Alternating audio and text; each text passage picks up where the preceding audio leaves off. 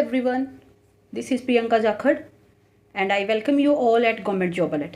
I hope आप सभी अच्छे होंगे।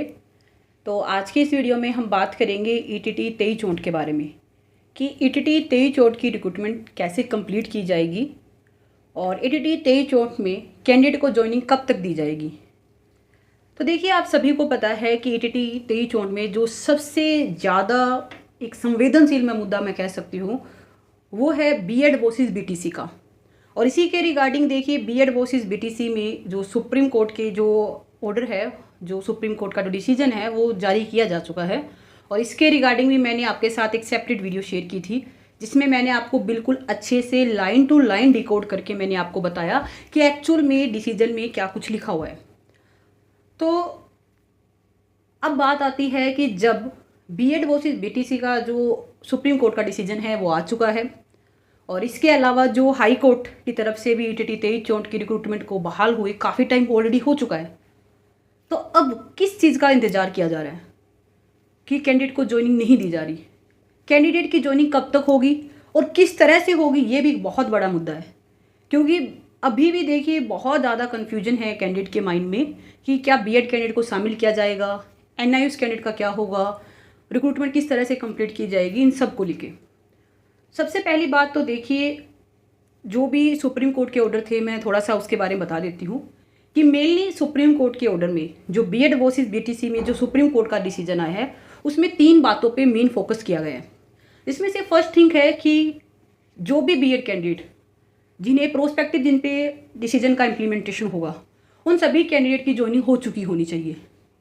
एंड द सेकेंड थिंग कि सब्जेक्ट टू आउटकम जैसी कोई भी कंडीशन उन कैंडिडेट पे इम्प्लीमेंट ना होती हो, यानी कि उस रिक्रूटमेंट पे सब्जेक्ट टू आउटकम इम्प्लीमेंट न होता हो। And the third one is कि जिस भी रिक्रूटमेंट के अंदर या फिर जिस भी एडवर्टाइजमेंट के अंदर बीएड कैंडिडेट ने पार्टिसिपेट किया है फॉर द PRT रिक्रूटमेंट, तो उस रिक्रूटमेंट की एडवर्टाइजमेंट में बीएड कैंडिडेट को एलिजिबल माना गया हो, यानी कि बीएड कैंडिडेट को भी फॉर्म फिल करने के लिए बोला गया हो। तो यहाँ पे देखिए, आप आराम से खुद से भी अभी तक समझ चुके होंगे कि ETT 23 चोट में 3 में से, यानी कि इन 3 कंडीशंस में से 2 कंडीशन डायरेक्टली इंप्लीमेंट होती है ETT 23 चोट में। इसमें से फर्स्ट वन है कि सब्जेक्ट टू आउटकम जैसी कोई भी बात नहीं बोली गई है ETT 23 चोट में। एंड द सेकेंड थिंग कि एडवर्टाइजमेंट में भी बीएड कैंडिडेट को एलिजिबल माना गया था। तो ये 2 पॉइंट कहीं ना कहीं कह सकते हैं कि डायरेक्टली इंप्लीमेंट होते हैं ETT 23 चोट में। तो अब बात आती है कि 3 में से 2 पॉइंट ETT 23 चोट पे इम्प्लीमेंट हो रहे हैं।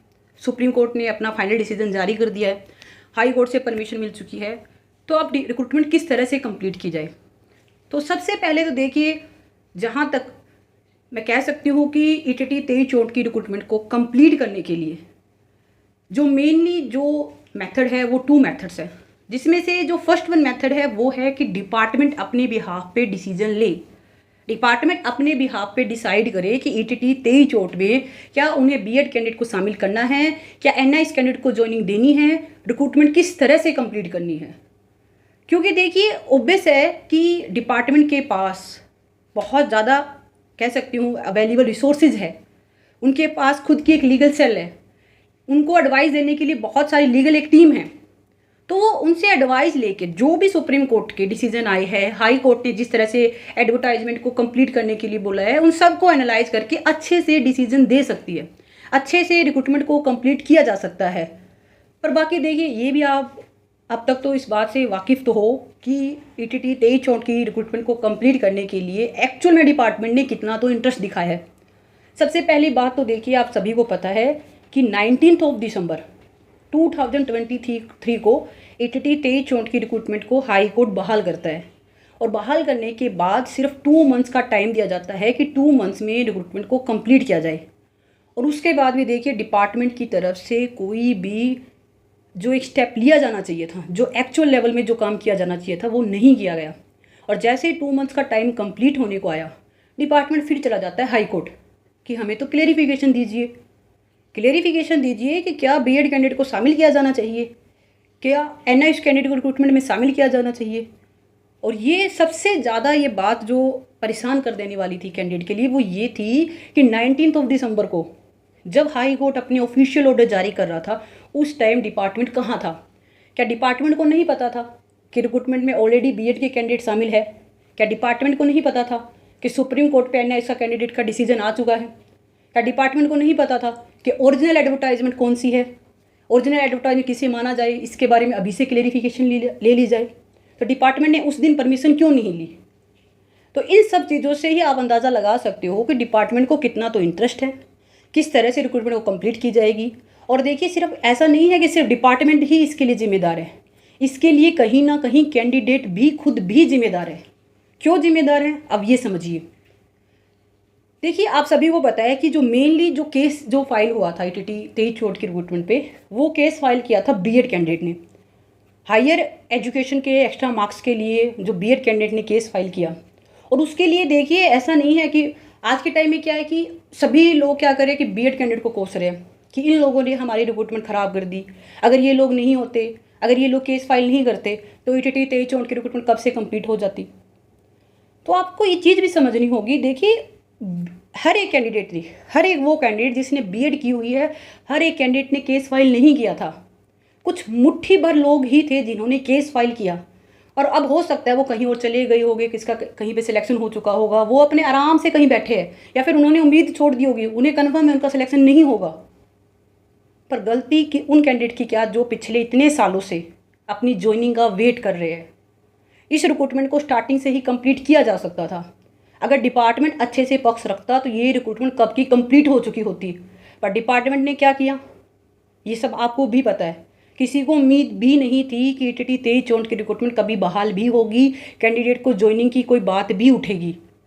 और उसके बाद जब मौका मिला कि हाई कोर्ट ने परमिशन दी, उसके बाद भी डिपार्टमेंट ने क्या स्टेप लिया, ये भी आपको पता है।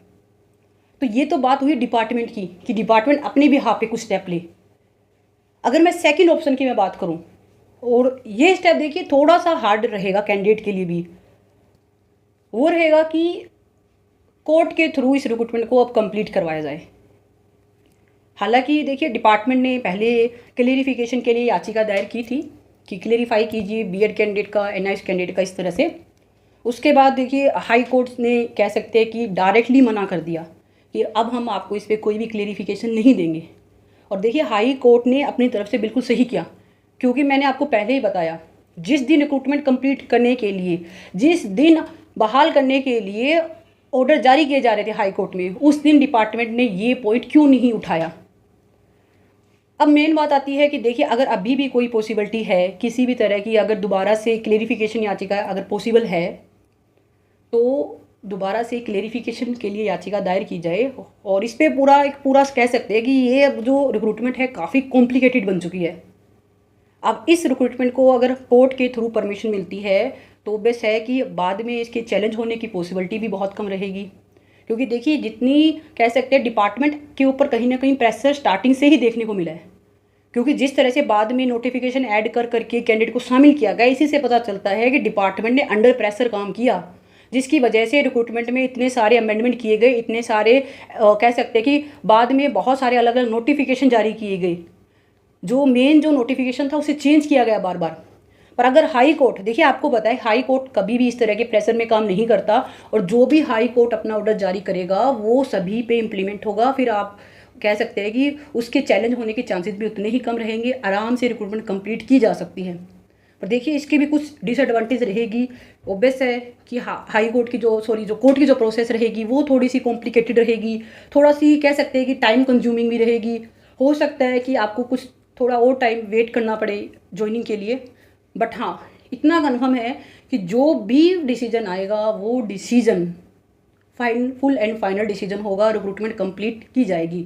पर आपको यहाँ पे ये चीज़ भी कंसीडर करनी होगी कि कभी भी कोई भी कोर्ट इमोशंस पे काम नहीं करती है, क्योंकि बहुत सारे लोग ऐसे हैं जिन्हें ये लगता है कि जो हम सोचते हैं सिर्फ वो ही हो, जो हमारे लिए सही है बस वो डिसीजन लिया जाए। आपको ये चीज़ समझनी होगी कि हर एक फैसला, हर एक डिसीजन हमारे पक्ष में ही आए, ऐसा कभी भी ज़रूरी नहीं है। मेन बात है कि जो एक्चुअल में जो कैंडिडेट डिजर्व करता है, जिस कैंडिडेट को आज से काफ़ी साल पहले ज्वाइनिंग मिल जानी चाहिए थी, उस कैंडिडेट को ज्वाइनिंग मिले। यहाँ पे मेन मुद्दा ये नहीं है कि बीएड कैंडिडेट को शामिल किया जाए या ना किया जाए, एनआईएस का क्या किया जाए। मेन मुद्दा है कि कैंडिडेट की ज्वाइनिंग दी जाए, कैंडिडेट ने जब एग्ज़ाम क्वालिफाई किया है, कैंडिडेट ने इतना हार्ड वर्क किया है, तो रिक्रूटमेंट को कंप्लीट किया जाए। जबकि अब तो कोई प्रॉब्लम ही नहीं है, हाई कोर्ट से परमिशन मिल चुकी है, सुप्रीम कोर्ट से डिसीजन आ चुका है, तो वेट किस चीज़ का किया जा रहा है। और देखिए, आप मुझे खुद भी बताइए, मैं आप लोगों से भी एक बात पूछना चाहूँगी कि अप्रोक्सीमेट 20,000 के अराउंड कैंडिडेट ने एग्ज़ाम दिया, 20,000 के अराउंड कैंडिडेट ने अप्रोक्सीमेट एग्ज़ाम दिया। उसमें से ये मान के चलिए कि काफ़ी टाइम हो चुका है रिक्रूटमेंट आए, तो 5,000 के अराउंड कैंडिडेट हो सकता है कहीं इधर उधर सेलेक्ट हो चुके होंगे। 15,000 candidates are still there. 15,000 candidate आज भी इस रिक्रूटमेंट के कंप्लीट होने का वेट कर रहे हैं। और उन 15,000 में से कितने ऐसे कैंडिडेट हैं जिन्होंने कभी डिपार्टमेंट में विजिट किया होगा, जिन्होंने कभी डिपार्टमेंट में जाके पूछा होगा कि आप कर क्या रहे हो, रिक्रूटमेंट कैसे कंप्लीट की जाएगी। गिनती के 400-500 कैंडिडेट ही होंगे, मैक्सिमम की बात कर रही हूँ मैं। तो इसी से आप अंदाज़ा लगा सकते हो, जब कैंडिडेट खुद अपने लिए स्ट्रगल नहीं करना चाह रहे तो कोई और आपके लिए, आपके बिहाफ पे स्ट्रगल करे, आप कैसे उम्मीद कर सकते हो। देखिए, आप में से तो काफ़ी कैंडिडेट ऐसे होंगे जो अभी इस वीडियो के नीचे कमेंट करेंगे, या फिर कहीं और कोई वीडियो देखेंगे उसके नीचे कमेंट करेंगे कि हमने बीएड कैंडिडेट के लिए पक्ष रख दिया, कोई कहेगा हमने एनआईएस के लिए पक्ष रखा है, कोई ईटीटी को फेवर करेगा। और उन्हें लगता है कि सिर्फ एक कमेंट कर देने से या फिर कहीं पे एक मैसेज पोस्ट कर देने से ही उनकी जिम्मेदारी कंप्लीट हो चुकी है। और इवन मैं हैरान हूँ ये चीज़ें देख के कि देखिए, बहुत सारे लोग देखिए यूट्यूब पे वीडियो बनाते हैं, नो डाउट बहुत सारे लोग वीडियो बनाते हैं, पर आपको ये चीज़ भी जज करनी होगी कि जिसकी भी वीडियो आप देख रहे हो उसे खुद को कितनी नॉलेज है। बहुत सारे लोग ऐसे हैं जिन्हें पता ही नहीं है ईटीटी की रिक्रूटमेंट कैसे तो हुई थी कंप्लीट, किस तरह से ईटीटी 23-24 की रिक्रूटमेंट अटकी हुई है, ईटीटी टीचर लगने के लिए क्या चाहिए, मास्टर कार्डर के लिए क्या क्वालिफिकेशन है, किस तरह से रिक्रूटमेंट आती है, किस तरह से एग्ज़ाम लिया जाता है, उन्हें कुछ भी नॉलेज नहीं है। They are just creating more and more videos. और सबसे हैरानी की बात है, जिन कैंडिडेट ने या फिर कहे तो जिन लोगों को पता नहीं कितने टाइम पहले जिन लोगों ने बुक्स उठा के कभी देखी होगी, वो वीडियो बना रहे हैं। और आप जैसे कैंडिडेट जो कि एग्ज़ाम दे के बैठे हैं, जिन्हें उम्मीद है कि उन्हें ज्वाइनिंग मिलेगी, आप उनकी वीडियो के नीचे जाके कमेंट करते हो कि सर या फिर मैडम हमारे इतने मार्क्स है, हमारा सिलेक्शन होगा या नहीं होगा, क्या भर्ती सेफ़ है। अरे उसे कैसे पता होगा, उसने थोड़ी ना एग्ज़ाम दिया है, उसे क्या पता मास्टर कार्डर लगने के लिए क्या क्वालिफिकेशन चाहिए, उसे क्या पता ईटीटी टीचर के लिए क्या चाहिए, उसे क्या पता ईटीटी 23-24 के कैंडिडेट ने कितना स्ट्रगल किया है। तो आप खुद का भी दिमाग यूज कीजिए, इस चीज़ को आप खुद अंडरस्टैंड कीजिए। मैं ये नहीं कहती कि आप किसी की वीडियो मत देखिए, आप देखिए, सबका राइट है, यूट्यूब पे आप दुनिया जहान की वीडियो आप वीडियो देखिए, बट आप एक जजमेंट करना भी सीखिए। और यही देखिए, यही खामियों की वजह से तो आज भी ईटीटी 23-24 की रिक्रूटमेंट कंप्लीट नहीं हो रही, क्योंकि डिफरेंट ग्रुप्स बन चुके हैं। कोई ये कह रहा है कि हम तो बीएड को सपोर्ट कर रहे हैं, कोई ईटीटी के लिए बैठा है, कोई एनआईएस के लिए स्ट्रगल कर रहा है। डिफरेंट ग्रुप्स बन चुके हैं। और इन ग्रुप्स का देखिए एट द एंड सिर्फ और सिर्फ एडवांटेज मिलेगी डिपार्टमेंट को, क्योंकि डिपार्टमेंट को मैं सीधे तौर पर बता रही हूँ, कोई भी इंटरेस्ट नहीं है आपकी रिक्रूटमेंट को कंप्लीट करने में। क्योंकि होता तो हाई कोर्ट के ऑर्डर आने के बाद भी 2 मंथ्स का टाइम दिया गया था, फिर भी रिक्रूटमेंट कंप्लीट नहीं की गई, तो अब तो उनके पास कोई टाइम बाउंड भी नहीं है। कितने % पॉसिबिलिटी है कि आपकी रिक्रूटमेंट कंप्लीट होगी? अभी भी हो सकता है। काफ़ी कैंडिडेट को ये लगेगा कि मैम आप तो फिर से कोर्ट में जाने की बात कर रहे हो, रिक्रूटमेंट फिर से कोर्ट में चली जाएगी तो हमें ज्वाइनिंग कैसे मिलेगी। देखिए, ये सिर्फ मैंने अपना ओपिनियन आपके साथ शेयर किया है। मैं कभी नहीं चाहती कि कोई भी रिक्रूटमेंट कोर्ट में जाए, कोई भी किसी भी रिक्रूटमेंट का कोर्ट में जाना बिल्कुल गलत है, क्योंकि बहुत सारे लोग स्ट्रगल करते हैं, बहुत सारे कैंडिडेट का जो करियर है वो सफ़र करता है इस वजह से। ये मैंने सिर्फ और आपके साथ एक ओपिनियन शेयर किया है, और उम्मीद है आप भी अपना जो भी ओपिनियन है वो भी आप नीचे शेयर कर सकते हो कि आपके अकॉर्डिंग, क्योंकि जो व्यू पॉइंट मैंने रखे हैं आप में से भी बहुत सारे लोग ऐसे होंगे जिनको यही बातें फील होती होगी कि हाँ ऐसे किया जा सकता है। आप लोगों को यूनिटी के साथ एक साथ आना है। आपको ये जो चीज़ बार बार चली आ रही है, BEd candidate, NIS candidate, ETT candidate, इन सब चीज़ों से ऊपर उठिए, यूनिटी के साथ अपनी आवाज़ उठाइए, वरना रिक्रूटमेंट पता नहीं कब कंप्लीट होगी। आपसे बाद में आई हुई ईटीटी 5994 की रिक्रूटमेंट, जिसमें अभी भी कोर्ट केसेस चल रहे हैं, जहाँ पे अभी भी हाई कोर्ट से परमिशन नहीं मिली है रिक्रूटमेंट को कंप्लीट करने की, वो रिक्रूटमेंट भी आपसे पहले कंप्लीट होगी।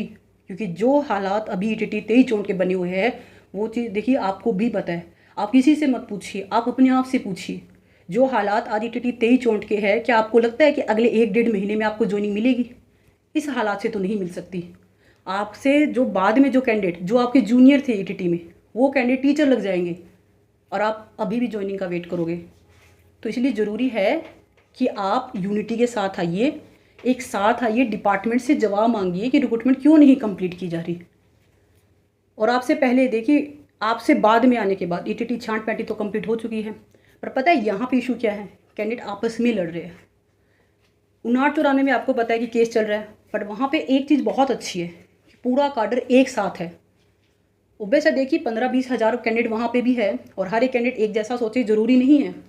कुछ एक कैंडिडेट को छोड़ दिया जाए तो मोर देन 98% जो पूरा काडर है वो एक साथ है। चाहे कुछ भी डिसीजन आए, पर एटलीस्ट काडर में तो कोई फूट नहीं है, काडर आपस में तो नहीं लड़ रहा। तो 23 के कैंडिडेट को भी यही चाहिए कि आपस में लड़ाई न करते हुए कैंडिडेट को सिर्फ इस चीज़ पे फोकस किया जाना चाहिए कि ज्वाइनिंग मिले। क्योंकि देखिए, आज नहीं तो कल जो जो डिपार्टमेंट फाइनल डिसीजन लेगा उसी के अकॉर्डिंग रिक्रूटमेंट कंप्लीट होगी। ऐसा तो है नहीं कि अगर 1 महीने डिले हो गया, 15 दिन डिले हो गया तो आपका नंबर आ जाएगा। देखिए, ये सब तो आपके कह सकते हैं आपके लक पे भी कहीं ना कहीं डिपेंड करेगा, क्योंकि आप अपना जो हार्डवर्क है वो कर चुके हो। अब आपके कहीं ना कहीं आपकी किस्मत पे भी डिपेंड करेगा। बट एट द एंड बात ये है कि एटलीस्ट प्रोसेस तो स्टार्ट की जाए। प्रोसेस स्टार्ट होगी, बहुत सारे कैंडिडेट कहीं और ज्वाइन कर चुके हैं, डिपार्टमेंट चीज़ को वेरीफाई करे कि कितने कैंडिडेट अभी और भी बचते हैं जिन्होंने अभी तक कहीं भी ज्वाइन नहीं किया, जो कि एलिजिबल है रिक्रूटमेंट में, उनकी लिस्ट प्रिपेयर की जाए और कैंडिडेट को डॉक्यूमेंट वेरिफिकेशन के लिए बुलाया जाए और बाद में फिर एक लिस्ट जारी करके रिक्रूटमेंट को कंप्लीट किया जाए। जब एक लिस्ट आएगी तो आगे वेटिंग लिस्ट भी आएगी और कैंडिडेट को मौका मिलेगा। तो ये चीज़ें ज़्यादा बेटर है इस चीज़ से कि आप आपस में लड़ाई करो। इसलिए ज़रूरी है यूनिटी बना के रखिए। जब तक आप एक साथ हो आपकी रिक्रूटमेंट भी कंप्लीट होगी, और अगर आप ही लड़ते रहे तो देखिए डिपार्टमेंट को कोई इंटरेस्ट नहीं है आपकी रिक्रूटमेंट पे। बाकी उम्मीद करेंगे कि अब आप एक यूनिटी के साथ काम करोगे। जो डिफरेंट ग्रुप्स बनाए जा रहे हैं उसमें फोकस ना करते हुए एक चीज़ में एक ही चीज़ हमारा होना चाहिए कि एक ही चीज़ पे हमें फोकस करना है कि 23 की रिक्रूटमेंट कंप्लीट की जाए, ज्वाइनिंग की प्रोसेस स्टार्ट की जाए। बाकी देखिए, ये मैंने आपके साथ जो भी मेरे व्यू पॉइंट्स थे, जो भी अवेलेबल ऑप्शन है कैंडिडेट के पास, वो मैंने आपके साथ शेयर किए। आपके भी अपने कुछ व्यू पॉइंट्स होंगे, वो भी आप नीचे कमेंट बॉक्स में ज़रूर कमेंट कीजिएगा। और अगर आपके कोई भी डाउट है वो डाउट भी आप नीचे कमेंट बॉक्स में कमेंट करके पूछ सकते हो। आई होप ये वीडियो आपके लिए इन्फॉर्मेटिव रही होगी। अगर ये वीडियो आपको अच्छी लगी तो चैनल को सब्सक्राइब करें। Wish you all the best. Thank you.